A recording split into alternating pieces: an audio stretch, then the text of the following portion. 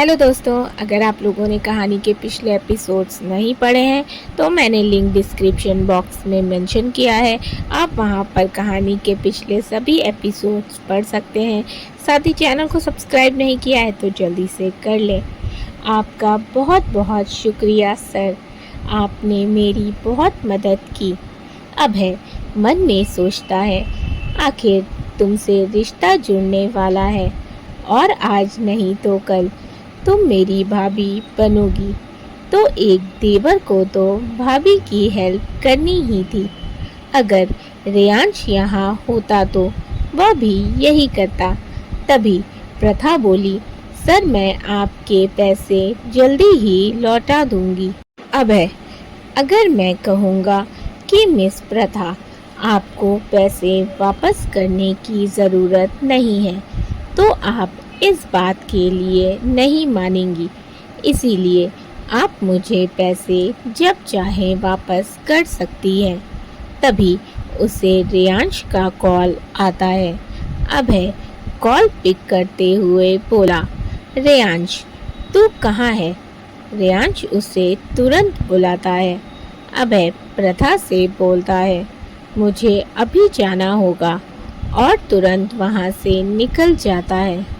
वह अस्पताल से निकल ही रहा होता है कि अचानक से कोमल से टकरा जाता है, जो अस्पताल के अंदर आ रही होती है। कोमल गुस्से से चीखती हुई बोली, तुम्हें दिखाई नहीं दे रहा? आंख बंद करके चल रहे हो क्या? अभय, अगर मैं आंख बंद करके चल रहा हूँ तो तुम ही आंख खोल कर चल लेती। कोमल उसे घूरते हुए बोली, मिस्टर, ज़्यादा स्मार्ट बनने की ज़रूरत नहीं है।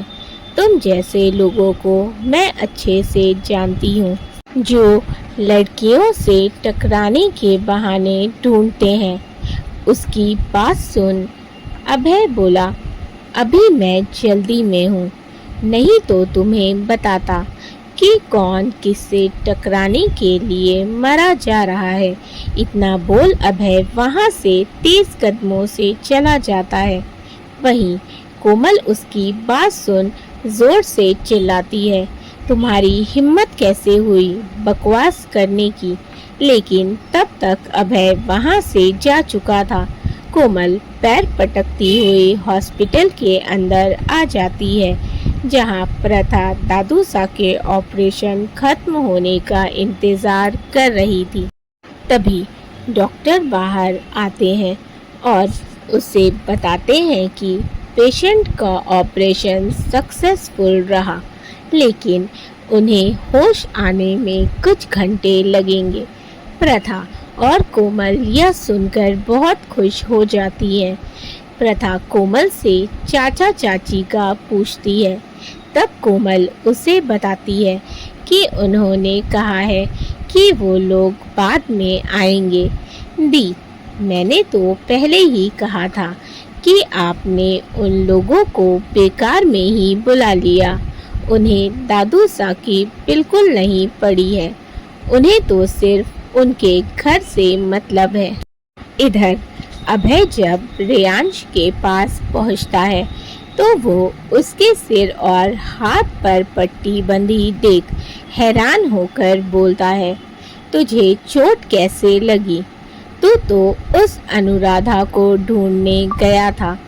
रेयांश उसे पानी के ग्लास की तरफ इशारा करते हुए बोलता है, पहले पानी पी ले, फिर बताता हूँ। अभय, पानी वानी छोड़, पहले मुझे बता, तुझे चोट कैसे लगी? जब मैं अनुराधा से मिलने जा रहा था तभी रास्ते में मेरा एक्सीडेंट हो गया। मैं बेहोश हो गया था। कुछ लोगों ने मुझे हॉस्पिटल पहुंचाया और मेरे फ़ोन में लास्ट डायल नंबर डेविड का था, जिसकी वजह से उन्होंने डेविड को कॉल कर वहां बुला लिया। जब मैं होश में आया तो उसने ही मुझे सब बताया। अभय बोला, लेकिन रेयांश, तुझे ऐसा नहीं लगता कि कोई तो है जो नहीं चाहता कि तू अनुराधा को ढूंढे। उसकी बात सुन रेयांश भी सोच में पड़ जाता है। अभय उसे खोया हुआ देख बोलता है, अच्छा अब तू अपना ख्याल रख, मैं ऑफिस संभाल लूँगा। रेयांश, लेकिन मेरा ऑफिस आना ज़रूरी है। हम जिस न्यू प्रोजेक्ट की तैयारी कर रहे थे उसकी प्रेजेंटेशन कल है, तो उसके लिए मुझे ऑफिस आना ही होगा। अभय, नहीं तो रहने दे, मैं और राजीव सब संभाल लेंगे और यह प्रोजेक्ट तो हमें ही मिलेगा। तुझे जो भी काम करना है तू घर से कर सकता है, जब तक कि तू पूरी तरह से ठीक नहीं हो जाता। वैसे भी प्रथा के दादू की हार्ट सर्जरी हुई है, जिसके लिए उसने मुझसे कुछ दिनों की छुट्टी मांगी थी, तो मैंने उससे 2 दिनों की छुट्टी दे दी। रेयांश उसकी बात सुन प्रथा के लिए परेशान होता है। अभय रेयांश को परेशान होता देख बोला, मैंने प्रथा की हेल्प कर दी है। इतना बोल वह उससे सब बता देता है और बोलता है, मुझे पता है कि प्रथा तुझे पसंद है, लेकिन तू इस बात को मान नहीं रहा है। लेकिन मेरे भाई, प्यार किसी को भी कभी भी हो सकता है और प्रथा बहुत अच्छी लड़की है, इसलिए उससे दूर मत जाने देना। अभय बहुत इमोशन के साथ सारी बातें बोल रहा था। तभी रेयांश बात बदलते हुए बोला, ओ भाई मेरे लव गुरु, अब तुझे ऑफिस नहीं जाना? अभय, हाँ जा ही रहा हूँ। वो जाने लगता है तो रेयांश उसे रोकता हुआ बोला, दीदा को कुछ मत बताना, नहीं तो वो परेशान हो जाएंगी। अभय के जाने के बाद रेयांश डेविड को कॉल लगाता है और उससे बोलता है, पता करो कि मेरा एक्सीडेंट सिर्फ एक हादसा था या किसी की सोची समझी साजिश। इधर ब्रजभूषण जी को होश आ जाता है। उन्हें वार्ड में शिफ्ट कर दिया जाता है।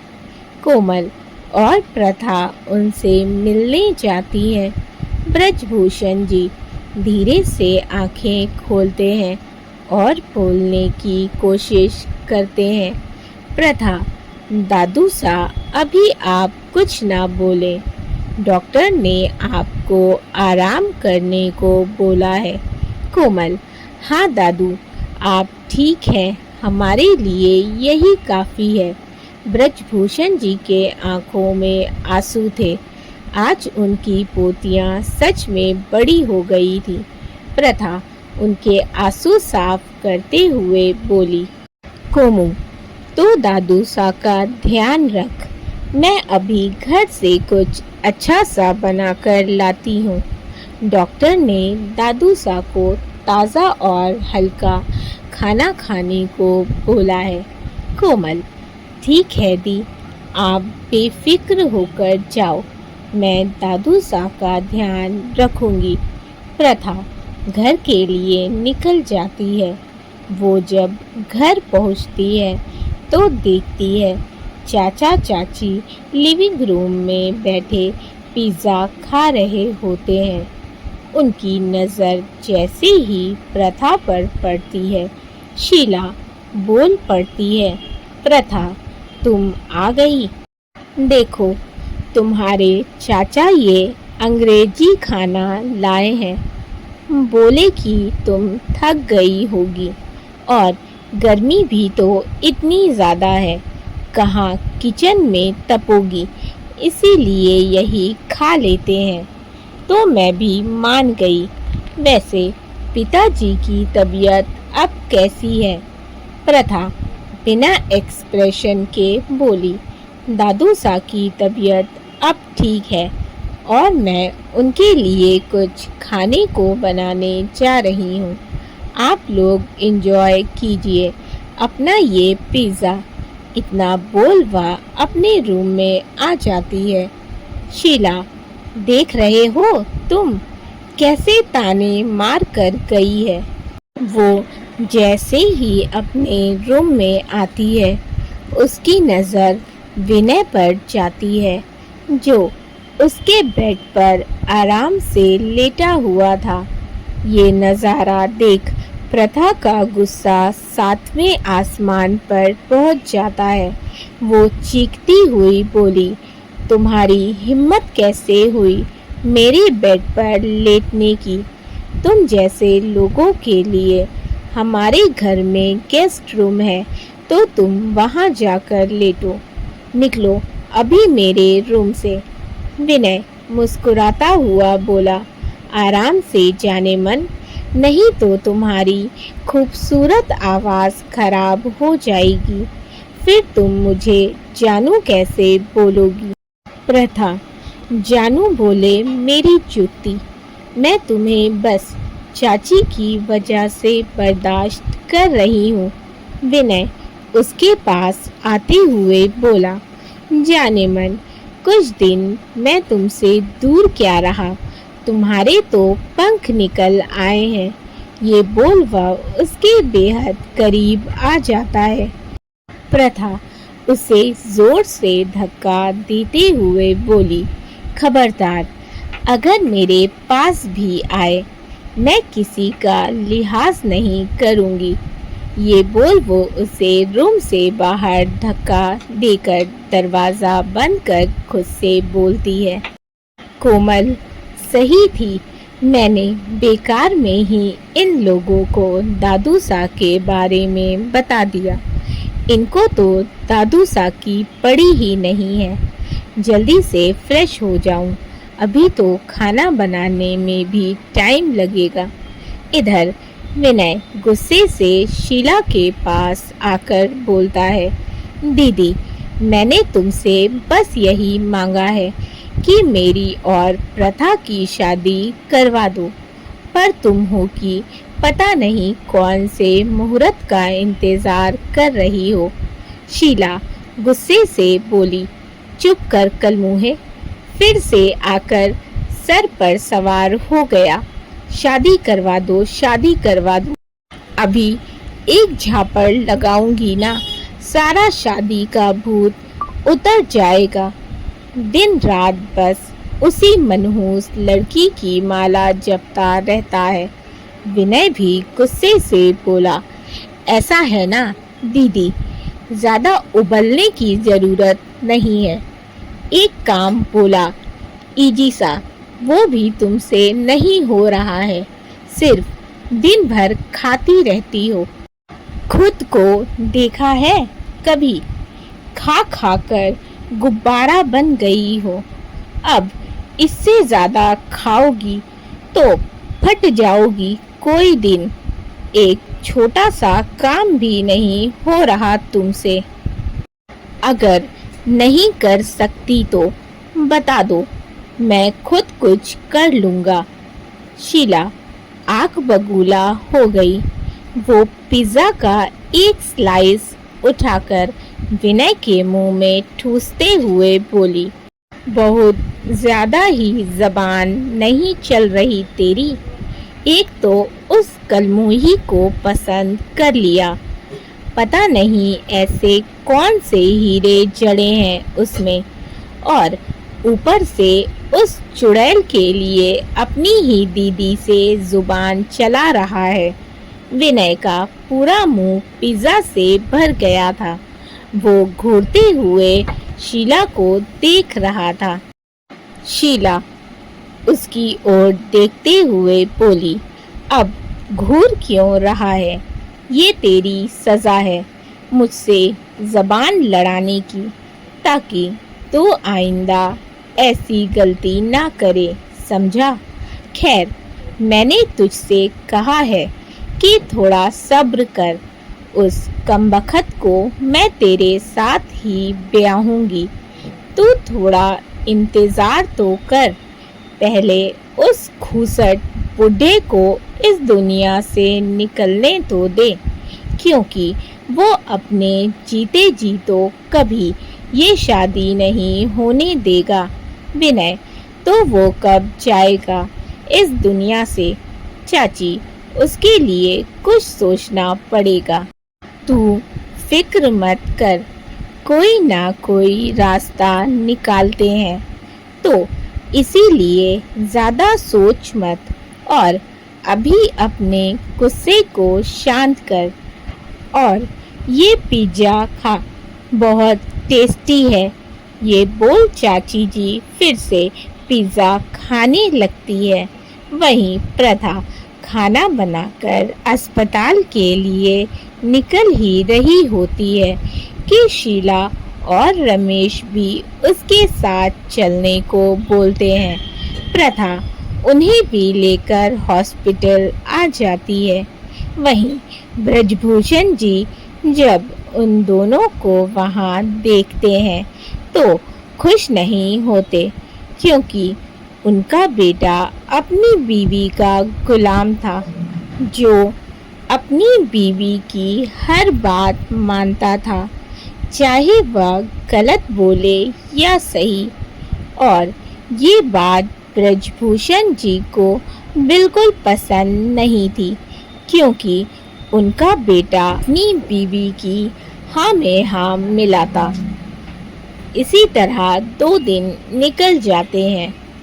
अगले दिन प्रथा को ऑफिस जाना था, जिससे सारी जिम्मेदारी कोमल के ऊपर थी, क्योंकि कोमल एक नर्स थी।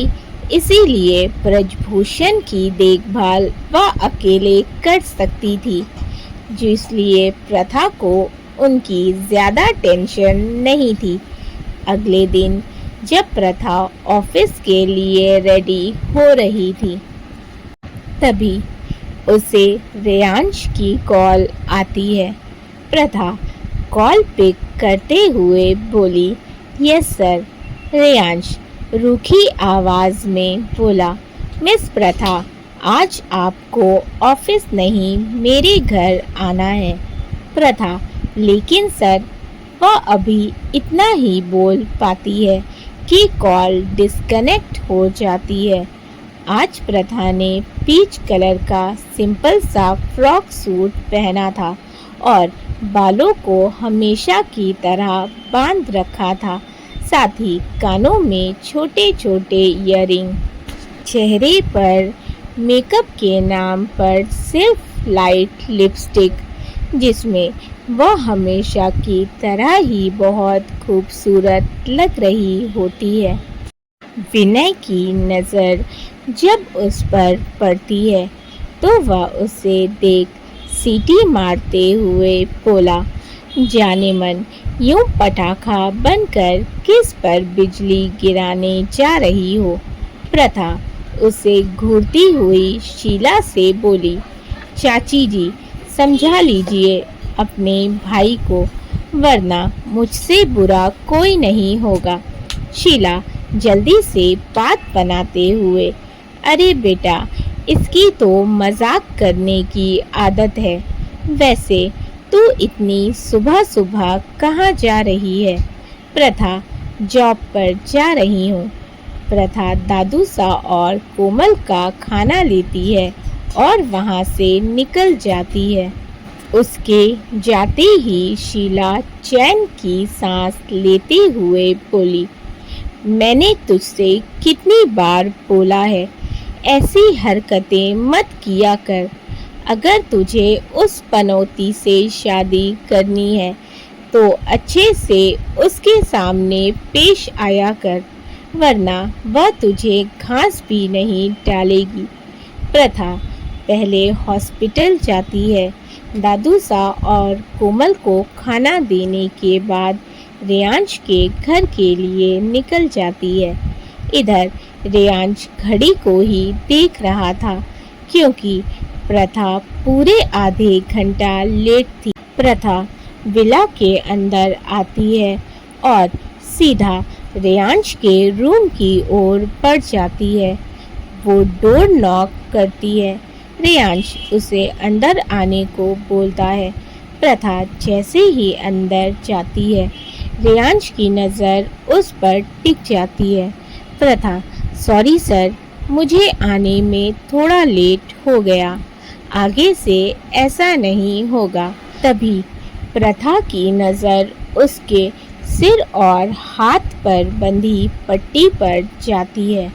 वो थोड़ा परेशान होते हुए पूछती है, सर, आपको चोट कैसे लगी? रेयांश उसका कंसर्न देख मुस्कुराकर बोला, क्यों, आपको दुख हो रहा है?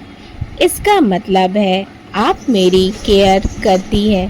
प्रथा कुछ बोलती उससे पहले ही सर्वेंट सूप लेकर आ जाता है। रेयांश उसे सूप रखकर जाने को बोलता है। सर्वेंट के रूम से जाने के बाद वो प्रथा से बोलता है, तो मिस प्रथा, आपको मेरी फिक्र है।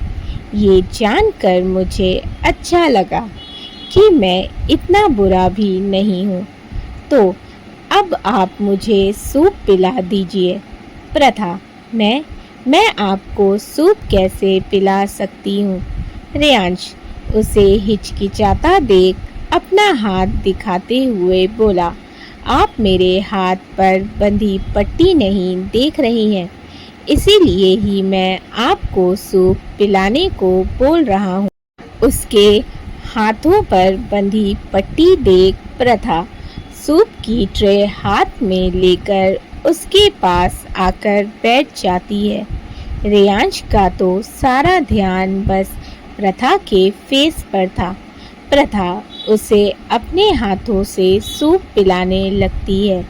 वहीं रेयांश के फेस को देखकर लग रहा था कि वो प्रथा को जानबूझकर अपने करीब कर रहा था। वो उसे घूरे जा रहा था। वहीं प्रथा ये नोटिस कर रही थी। वो उसे वैसे ही सूप पिलाते हुए बोली, सर, क्या आप मुझे घूरना बंद करेंगे? रेयांश बेशर्मों की तरह बोला, क्यों, मेरे घूरने से तुम्हें कुछ हो रहा है? प्रथा सूप की ट्रे साइड में रखकर बोली, मुझे लगता है आपका पेट भर गया है, और उठकर वहाँ से चली जाती है। वहीं रेयांश के दिल को उसकी इस अदा ने छू लिया था। रेयांश खुद से बोला, अब तो मैं जान कर रहूँगा कि क्या सच में मुझे तुमसे प्यार हो गया है। क्या अभय जो बोल रहा था वो सच है? दोस्तों, कहानी अच्छी लग रही हो तो वीडियो को ज़रूर लाइक कर दीजिएगा। चैनल को सब्सक्राइब करना बिल्कुल ना भूलें। साथ ही कहानी के पिछले एपिसोड्स नहीं पढ़े हैं तो मैंने लिंक डिस्क्रिप्शन बॉक्स में मेंशन किया है। आप वहां पर कहानी के पिछले सभी एपिसोड्स पढ़ सकते हैं। साथ ही मेरी दूसरी स्टोरीज़ को भी ज़रूर एंजॉय करें। अपने फीडबैक मुझे देना बिल्कुल ना भूलें। आपके प्यारे कमेंट्स पढ़कर मुझे बहुत अच्छा लगता है। इसी तरह से प्यार बनाए रखें। Thank you for watching and keep supporting. Love you all.